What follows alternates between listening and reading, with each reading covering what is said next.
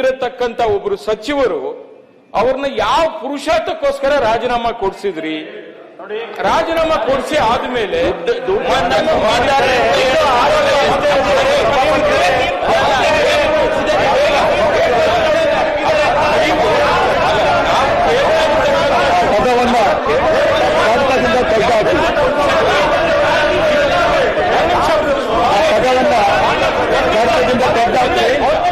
ಮಾಧ್ಯಮದವರು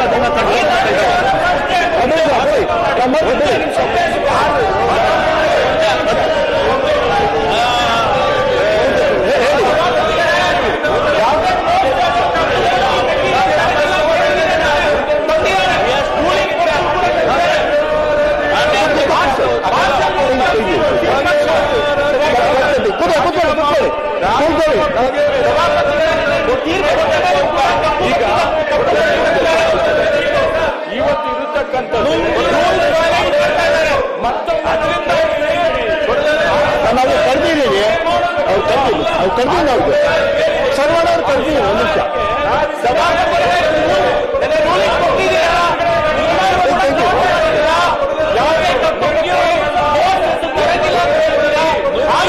ಯಾವುದು ಕೂಡ ಕರ್ತಕ್ಕೆ ಹೋಗ್ಬಾರ್ದು, ಮಾಧ್ಯಮದಲ್ಲಿ ವಿರೋಧ ಆಗಬಾರ್ದು. ಆಯ್ತು ಆಯ್ತು ಆಯ್ತು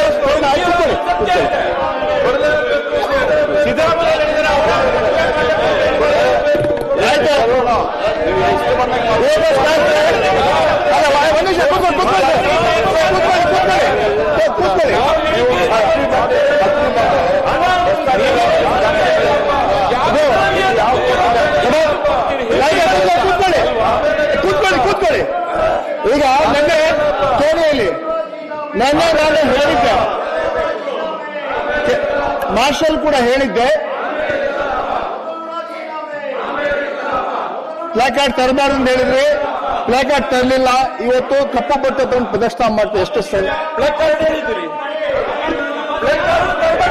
ಕಂಡಿಲ್ಲ. ನಿಮ್ಮ ಮಾತನ್ನು ಗೌರವಿಸಿದ್ದೇವೆ. ಆಯ್ತು. ಈಗ ನಾನು ನಿಮ್ಗೆ ಅಲ್ಲ ಬಿಡಿ, ನಾನು ನಿಮ್ಗೆ ಮೂರನೇ ಬಾರಿಗೆ ಮನವಿ ಮಾಡ್ತಾ ಇದ್ದೀನಿ. ರಾಜ್ಯ ಜನ ನೋಡ್ತಾ ಇದ್ದಾರೆ. ಡೆಪ್ಟಿ ಚೀಫ್ ಮಿನಿಸ್ಟರ್ ಈಗಾಗಲೇ ವಿಚಾರ ಒಂದ್ ನಿಮಿಷ ಡೆಪ್ಟಿ ಸಿಎಂ ಕೂಡ ಮನವಿ ಮಾಡಿದ್ದಾರೆ. ರಾಜ್ಯದ ಜನಂತ ಸಮಸ್ಯೆಗಳ ಚರ್ಚೆ ಮಾಡಂತ ಹೇಳಿದ್ದಾರೆ.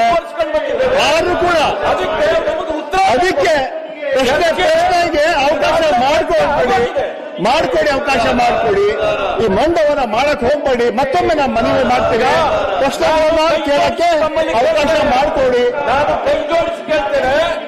ಇರತಕ್ಕಂಥ ವಿಷಯ ಹಿಂದೆ ಸದನ ಸಭೆ ನಡೆದಾಗಲೂ ಕೂಡ ಚರ್ಚೆ ಆಗಿದೆ.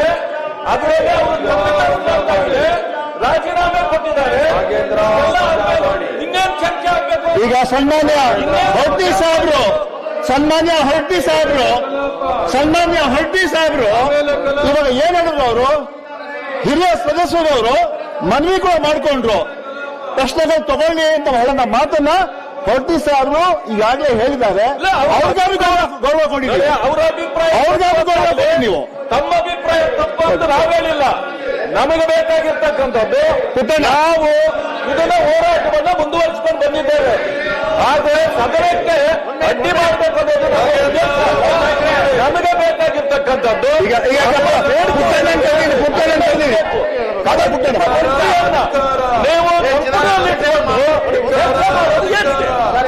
ಕಳಂಕಿತ ಮಂತ್ರಿಗಳ ಆ ಕಳಂಕಿತ ಮಂತ್ರಿಗಳಿಂದ ಉಳಿದ ಮಂತ್ರಿಗಳಿಗೂ ಕೂಡ ಗೌರವ ಇರೋದಿಲ್ಲ.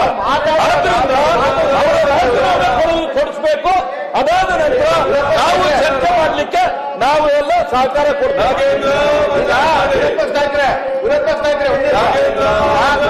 ನಾವು ಮಾತಾಡಿದಾಗ ನೀವು ತಡೆ ಒಡ್ತೀರಾ? ಆಯ್ತು, ಮಾತಾಡಿ. ಸಭಾಪತಿಗಳು ಹೇಳುವಾಗ ಕೇಳಬೇಕಲ್ವಾ? ಮಾತಾಡುವಾಗ ನೀವು ಕೇಳಬೇಕಲ್ವಾ? ಗಲಾಟೆ ಮಾಡ್ತೀರಾ? ಕೇಳಿ ಸರ್, ಕೇಳಿದ್ದೇವೆ ಕೇಳ್ತಾನೆ ಇರಬೇಕು. ನೀವು ಗಲಾಟೆ ಮಾಡ್ತಾ ಇರೋದ್ರಿಂದ ಕೇಳ್ತಾನೆ ಇರಬೇಕು. ಅವರು ಹೇಳಿದ್ದಾರೆ. ಗ್ಯಾರಂಟಿ ನ್ಯೂಸ್, ಸುದ್ದಿ ಖಚಿತ, ನ್ಯಾಯ ನಿಶ್ಚಿತ.